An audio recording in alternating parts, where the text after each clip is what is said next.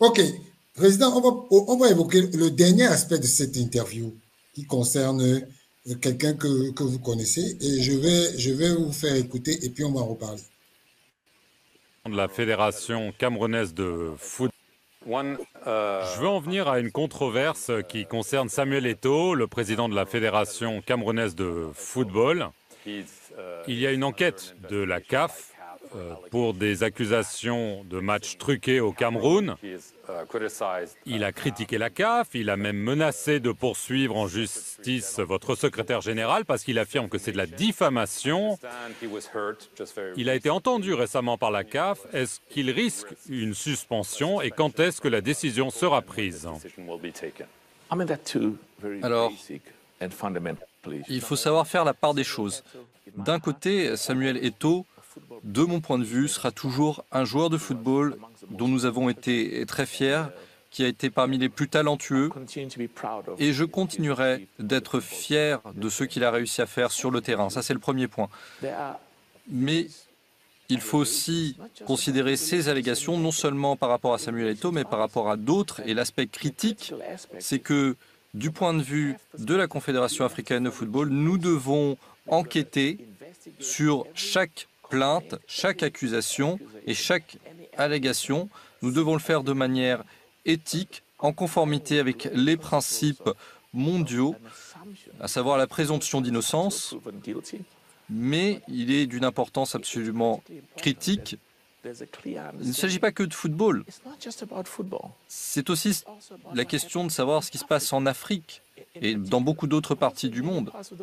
Personne, moi le premier en tant que président de la CAF, personne n'est au-dessus de la loi. La décision pourrait donc être une suspension du football. Quel que soit le sujet, la décision doit être dictée non seulement par ce qui se passe dans l'audience, mais aussi par les règles de la CAF et de la FIFA. Voilà, Président. Concernant cette affaire de la CAF et Samuel Eto'o, quel est le regard que vous portez sur déjà cette réponse de Motsepe qui dit que personne n'est au-dessus de la loi? Est-ce que la CAF a le moyen de sanctionner un président de fédération? Bon, écoutez, le principe de personne n'est au-dessus de la loi, c'est un principe démocratique.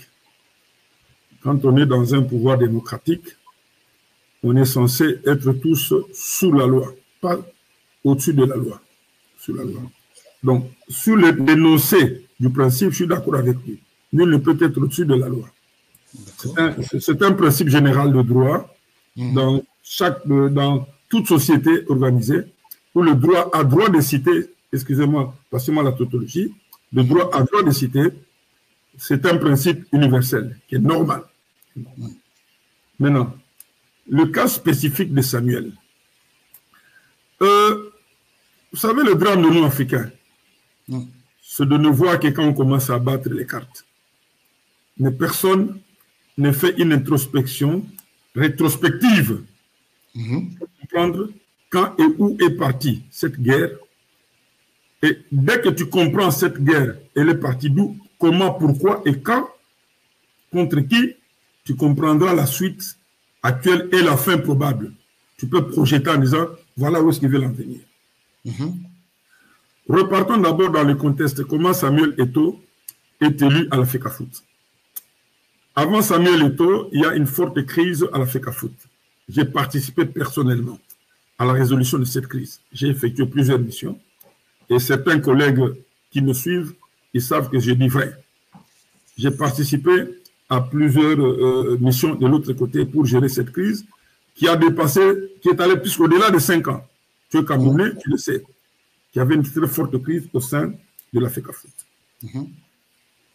Maintenant, l'un des membres qui était président accède à la présidence de la FECAFOOT avec une aide substantielle de Samuel. Vous comprenez? Oui. Moi, je ne cite pas des noms. Je dis des choses vraies. Parce que j'ai eu à gérer leur conflit au Caire, les deux dans ma chambre, dans ma suite au Caire, à gérer ce conflit-là. L'un se plaignant contre l'autre, je les ai réunis pour demander qu'ils fassent la paix et qu'ils continuent tel qu'ils avaient commencé tout ça. OK? Je crois que l'affaire était réglée. Une fois rentré au Cameroun, le conflit a persisté.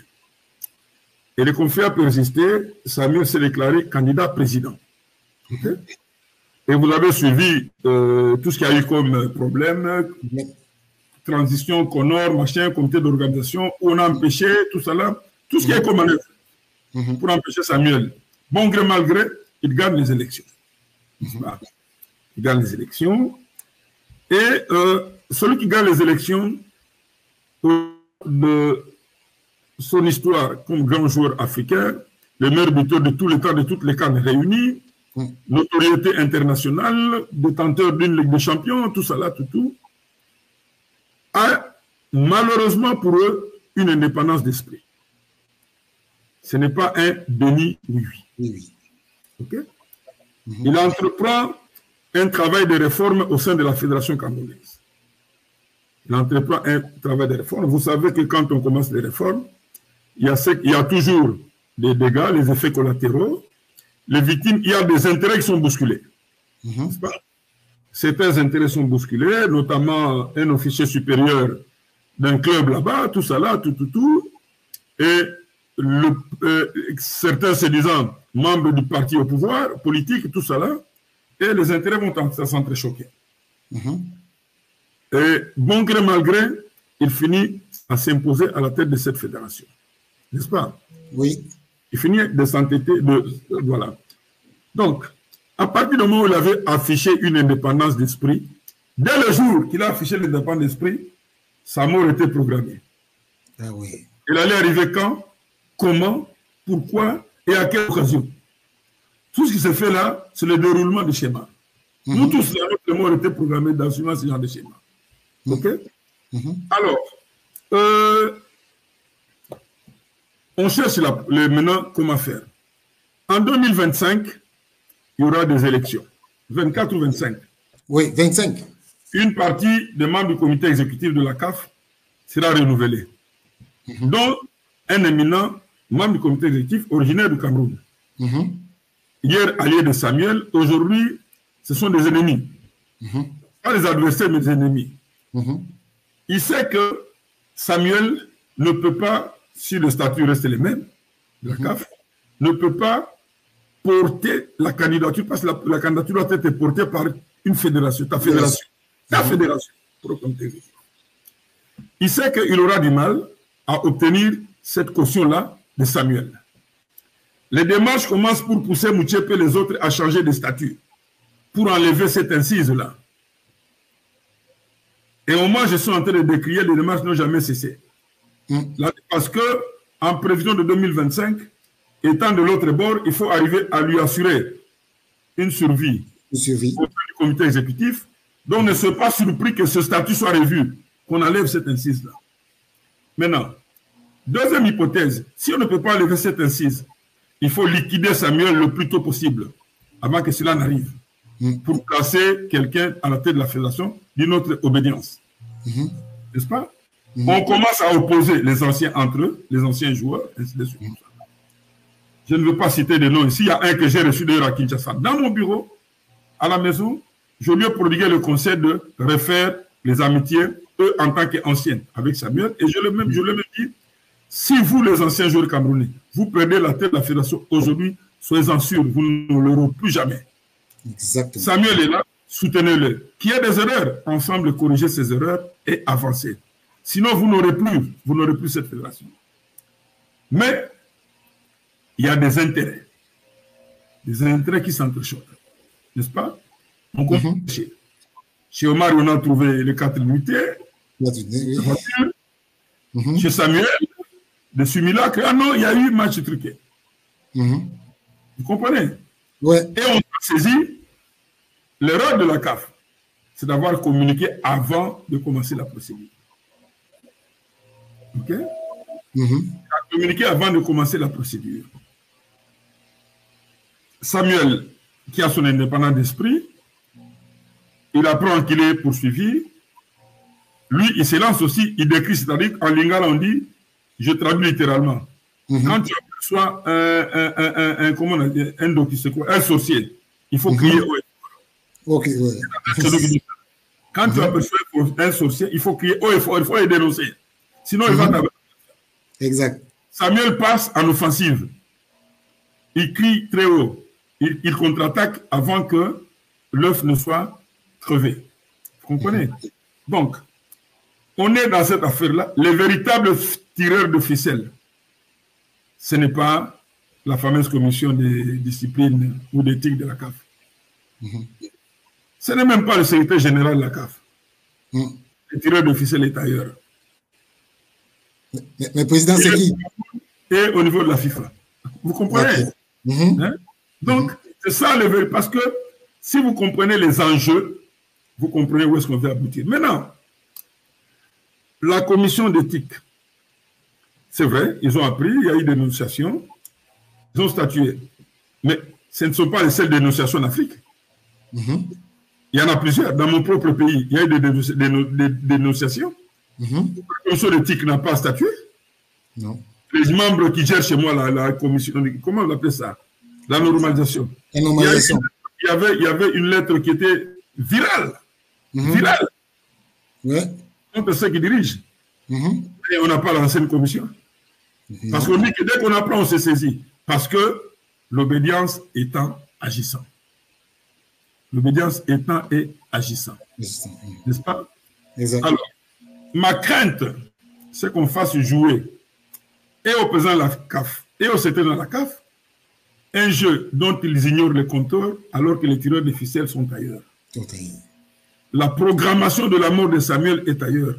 C'est que j'estime même inapproprié. Inapproprié. Son père était mort il y a une année. Pour des raisons climatiques et tout ça là, vous savez, moi j'étais à son village. Oui. Là-bas, après le macadam, c'est la latérite, c'est l'argile, tout ça là. Exact. Il m'a dit depuis l'époque qu'il attendait la saison sèche. La saison sèche a commencé ce côté-là. Bien, il y a des petites pluies. Il programme l'enterrement de son père. C'est pendant qu'il est en train de faire l'enterrement de son père qu'on lui dit qu'il doit comparaître devant la commission discipline. Humainement parlant, où se trouvait l'urgence pour lui dire, écoutez, laissons-le enterrer son père. Un mois après, on va le recevoir à la commission de discipline. J'ai dit, humainement parlant, où était le risque, où était le danger? Non. Non. N'est-ce pas? Comparaître, ce n'est pas mauvais, mais humainement, il y a ce qu'on appelle les circonstances de temps. Et on a programmé tel jour, ok, il a un cas, il est en train d'enterrer son père, posposons d'une semaine pour qu'il puisse comparaître. Ça aurait coûté quoi la CAF? Rien. Pire que ça. Voilà là où je suis allé et vous dire, pour justifier, quand je dis ceci, explique cela. Moi, j'étais à l'enterrement du père de Samuel. Quel est l'officier de la CAF qui était là? Aucun. Personne. Personne. Personne. On a lu une seule lettre de condoléances et j'en remercie le président Paul Biya pour cette marque, pour cette attention, cette affection envers Samuel. On a lu la lettre de condoléances du président Paul Biya. J'ai vu, parce que j'étais au premier plan, la gerbe de fleurs, une grande gerbe de fleurs pour madame et monsieur le président de la République. J'ai vu la décoration à titre posthume du père de Samuel par le président Paul Biya. Et je l'en remercie en tant que panafricaniste et qui a été dirigeant du football. C'est ça, compatir avec quelqu'un. Au-delà de tous ces problèmes, il y a les circonstances de temps, il y a ce qui s'est passé. Écoutez. Mais maintenant, quand vous analysez qu'il n'y a personne au deuil, chez moi au Congo, on dit que le deuil, c'est le seul événement où même ton ennemi peut venir, tu ne peux pas le chasser. Tu ne peux pas le chasser, exactement. Il vient compatir avec toi. Je n'ai vu personne. J'ai compris. La messe était dite. La mort est programmée. Mais pourquoi vous allez empêcher à Samuel de se débattre pour que la guillotine ne puisse pas l'achever, découper la tête? Donc nous sommes, voilà là où nous nous situons aujourd'hui. Là où nous nous situons. Et dans tout ce qu'on dit, moi j'étais membre de la commission de discipline et à la CAF et à la FIFA. À ce moment-là, la commission d'éthique n'existait pas encore. C'est nous qui gérons les cas d'éthique. Tout ça a passé par la commission de discipline. Je pense qu'il y a des circonstances atténuantes qui tiennent compte. Est-ce que c'est la première sanction que la personne a déjà obtenue? Non. Quelle était sa valeur, quel était son apport en matière footballistique? On analyse toutes ces situations pour dire, ben voilà, la faute a été là, mais ne sanctionnons pas sévèrement, donnons-lui un avertissement. Donnons-lui un avertissement. Bien sûr, on dira que la conclusion n'a pas encore intervenu, tout ça là, mais ça pouvait se passer aussi avant la commission d'éthique. Je vous ai dit ici que dans beaucoup de fédérations, il y a des gens ont décrié beaucoup de choses, mais il n'y a jamais même un début d'enquête. Il n'y a même pas eu un début d'enquête. On ne s'était pas auto-saisi. Moi, je pense que c'est quelque chose qui était gérable avant de lancer l'affaire dans la commission d'éthique. Étant donné la notoriété, moi, j'étais à la commission d'éthique. Quand Zidane avait été entendu après le boule, j'ai siégé à la commission d'éthique quand nous avions reçu l'agent du joueur Maradona, qui est venu pour votre information. Il est entré dans la salle de... Ça, c'était à la FIFA, la commission de la FIFA. Dans la salle du comité exécutif, en dessous, là-bas, c'est là nous siégeons. Il est arrivé en maillot, en t-shirt.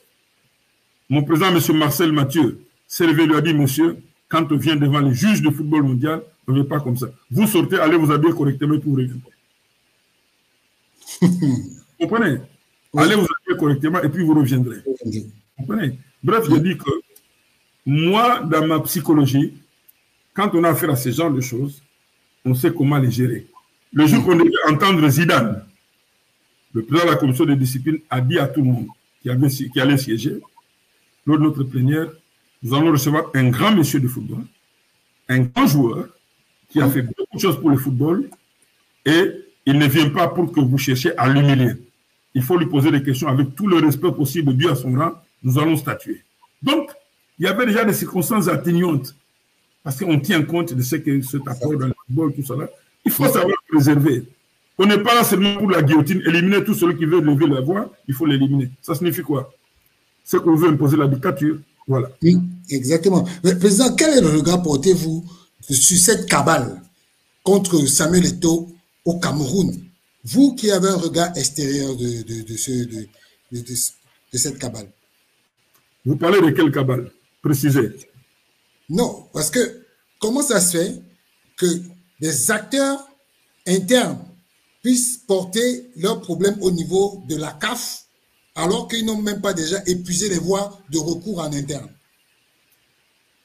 Richard, je crois avoir expliqué, peut-être tu ne m'as pas bien suivi. J'ai tout expliqué là-dedans. Hier, quand vous allez revoir ma bande, vous trouvez les réponses là-dessus. Vous savez, le drame chez vous, les Camerounais, c'est quoi? Vous savez, le droit chez vous? Non, non. Moi, le Cameroun, c'est comme mon deuxième pays. Vous le savez très bien. Je suis arrivé à Yaoundé, à Douala, pour l'enterrement du père de Samuel. Les gens m'ont reconnu directement à l'aéroport. Ah, président Marie, beaucoup de gens m'ont suivi. Ah, président. Vous comprenez? Donc, je suis un habitué du Cameroun et du Camerounais. On a pratiquement le même tempérament. C'est que vous avez la propension d'entretenir des conflits et les internationaliser. C'est ça le problème chez vous. Vous ne respectez pas les textes tels qu'ils sont dit. Et si tout le monde a raison au Cameroun, tout le monde a raison, tout le monde pense qu'il peut. Vous avez un spécialiste là-bas du casque, non? Je ne veux pas citer. Qui a malmené tout le monde. Même quand les gens toussaient, ils les amenaient au TAS. C'est ça. La cabale, je crois l'avoir déterminée, l'avoir définie. C'est une cabale interne et externe. Les acteurs internes agissent en connivence avec les acteurs externes. D'accord. Voilà. Donc, c'est ça la chose. Ok, président, comment vous aussi, en tant qu'ancien président de la FICOFA, comment vous regardez, quel regard portez-vous sur la gestion de Samuel Eto'o en tant que président de la Fédération camerounaise de football? On ne peut pas faire des omelettes sans casser les œufs. Ok? C'est vrai qu'on peut le critiquer aujourd'hui pour dire qu'il n'écoute pas ce que les amis lui disent et tout ça là. Chacun de nous a ses défauts et ses qualités. Moi, chez moi, on m'a dit la même chose, que lui, quand il a sa décision, il la prend, il n'est pas flexible. N'est-ce pas? Peut-être on peut le condamner en disant qu'il est moins flexible. Ça, c'est lié à son caractère. C'est lié à son caractère. Il vient, il a réussi dans son football, il a joué. Je crois avoir suivi son interview sur Canal+, sur sa carrière, les contradictions qu'il avait eues avec le Special One, Mourinho. Mourinho, j'avais suivi ses réponses, comment est-ce qu'il disait qu'il répondait à Mourinho, tout ça là. Donc, c'est quelqu'un qui a une indépendance d'esprit et qui est jaloux de sa liberté de parole. Okay? Il est arrivé, pas avec un œil de celui qui a déjà géré un club, il est arrivé avec un œil d'un footballeur, d'un ancien grand footballeur, n'est-ce pas? Qui a joué dans les plus grands clubs du monde. Ouais. À partir de ce moment-là, le paradigme, son paradigme d'appréciation de la situation ou des réformes était un paradigme extraverti, tourné vers le monde civilisé, n'est-ce pas? Mais qui est en contradiction avec le paradigme purement africain et camerounais. Gestion vue en interne au Cameroun. À ce moment-là, il y a deux constellations qui s'entrechoquent, n'est-ce pas? Dans l'espace, vous avez des étincelles, parce que le choc est violent. Il y a ceux qui acceptent, qui intériorisent les réformes, et ceux qui n'acceptent pas, qui n'intériorisent pas les réformes, parce que c'est cramponnant sur leurs acquis, leurs habitudes. Hein? C'est ça. OK? Maintenant, comme on dit, la fin justifie les moyens. La fin justifie les moyens. Les réformes qu'il mène, sont-elles des réformes qui sont profitables à la Fédération camerounaise, au football camerounais? J'ai appris qu'il y a des compétitions qui ont repris très bien au Cameroun, les championnats s'y jouaient, tout ça là. Il y a même des choses qu'on n'organisait plus qui avaient repris, ainsi de suite et tout cela. Il s'est pointé à la tête en disant que lui, en tant que président de la fédération, il n'a pas droit à un salaire. Il n'aura pas de prime, mais les membres du comité exécutif touchent. Ça signifie que c'est de l'abnégation. Il a démontré qu'il n'est pas venu pour chercher de l'argent. Il a déjà réussi dans sa vie antérieure de joueur. Il vient pour apporter un plus au football. Maintenant, le force du mal essaie de diviser les anciens joueurs. Ils essaient de diviser les anciens joueurs. Pour critiquer sa gestion, disant, vous avez été joué aussi au même niveau. Donc, ce qui se passe, ce n'est pas normal. Dans chaque réforme commune, il y a des pesanteurs. Il y a ceux qui s'arriment dans cette locomotive qui part avec les réformes, et il y a ceux qui tirent, qui restent dans les fourgons qui se détachent des locomotives. C'est cela. L'essentiel maintenant, c'est de savoir comment ces réformes vont aboutir. N'est-ce pas? Comment je suis, par exemple, je donne un exemple. Je suis la crise qui oppose par rapport à la désignation de l'entraîneur, tout ça là. Les gens, je suis des gens critiquer Samuel, certains. J'ai dit non. Samuel a raison. Toute fédération, techniquement, c'est la fédération qui donne son appréciation, qui porte le choix sur un entraîneur. Maintenant, il y a des pays où ce sont des fédérations qui payent directement les entraîneurs. À ce moment-là, la fédération décide, nomme un entraîneur, paye son entraîneur.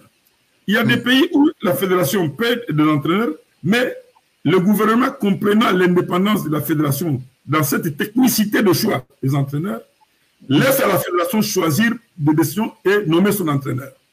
Il y a la troisième catégorie de pays, comme les pays africains, où on sait que le gouvernement paye les entraîneurs. On dit non, dans ce cas-là, il faudrait que ce soit nous, le ministère, qui puissions désigner les entraîneurs. On dit non, laissez techniquement la fédération désigner l'entraîneur. C'est la fédération qui vous présente l'entraîneur parce que c'est elle qui est assermentée pour apprécier techniquement la qualité de l'entraîneur.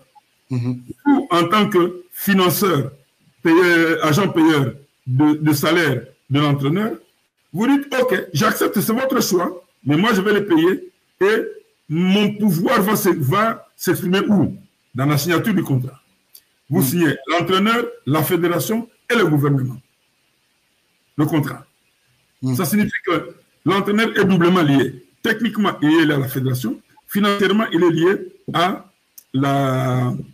au gouvernement. Maintenant, quelle est la force de ce contrat-là? 1. En cas de non-paiement, l'entraîneur peut amener le contrat à la FIFA. Automatiquement, la FIFA va s'en saisir parce que la fédération qui a signé est membre de la FIFA. Donc, la FIFA peut statuer sur ce cas-là. OK? Je ne sais pas, maintenant je commence à suivre, les gens commencent à transgresser la loi, tout ça, on ne sait jamais. Maintenant, vis-à-vis du gouvernement, l'entraîneur peut traduire le gouvernement en justice. Pourquoi? Parce que il y a la signature du ministre de sport qui engage le gouvernement. Exact. Donc c'est ça la double dépendance. Mais je pense que il faut être élégant dans ce genre de choses. Ce n'est pas un problème de forte personnalité entre un ministre et un président. C'est l'élégance, la collaboration entre le gouvernement et les fédérations. Dans ce conflit-là, la fédération camerounaise a raison, parce que c'est à elle les prérogatives techniques de désigner un entraîneur, tout ça là. Le ministre doit demander à la fédération quel est votre choix. Ok, je fais mien votre choix, mais comme l'État doit financer dans le cadre de la gestion financière de l'État, il faut qu'il y ait un engagement de l'État. Et cet engagement s'exprime à travers la signature du ministre, pour que dans le plan de financement de l'État, pour sortir de l'argent, il faut qu'on voit la signature du ministre. Donc, je crois que si tout le monde comprend cela, et c'est là où vous comprenez pas ma colère, mon indignation par rapport au comportement de la FIFA quand elle se trouve en Afrique. Elle a minimalisé l'indépendance des fédérations au profit des politiques. Elle a minimisé l'indépendance des fédérations au profit des politiques. C'est-à-dire, il y a des pays où aujourd'hui, c'est la présidence de la République qui annonce, qui informe la fédération que votre président de la FIFA viendra chez nous. Vous comprenez? Je te dis, il y a des pays, et puis quand le président arrive, sa préoccupation, c'est de voir d'abord le chef de l'État. Une photo avec le chef de l'État, les beaux discours politiques, tout ça là. Et chose grave, et c'est là je ne suis pas d'accord et je ne serai jamais d'accord, même pour la désignation d'un président, d'un candidat président de la fédération. La FIFA négocie avec un chef d'État pour dire que voilà, c'est cela que nous pensons, ainsi de suite. Et des décisions tombent. Et ça se passe dans beaucoup de pays aujourd'hui. Et c'est ce que je décris. Ça, je décris. Je préfère mon grand frère Issayatu vivant, en pleine bonne santé. Suivre ça, je pense qu'il va monter au créneau. C'est pas ça l'idée. Les fédérations doivent garder leur indépendance, les assemblées générales doivent garder leur indépendance dans le choix de leur président de fédération.